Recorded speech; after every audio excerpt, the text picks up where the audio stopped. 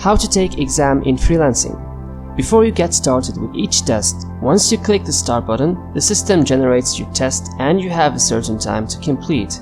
Usually the overall time is 14 minutes and you have between 30 seconds and 1 minute to answer each question.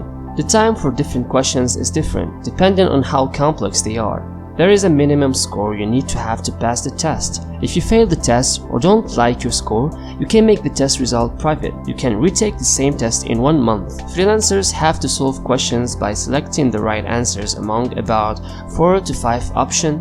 The score is calculated on the basis of the number of correct answers against the number of questions in total. For most websites, a passing score is above 15%. That means that professionals should choose at least half of the correct answers.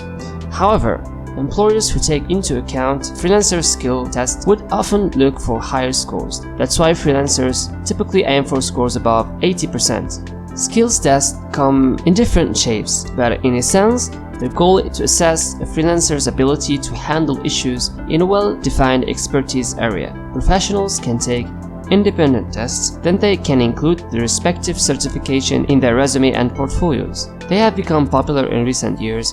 More companies are working with freelancers and are looking for the best ways to assess candidates' knowledge and skill sets.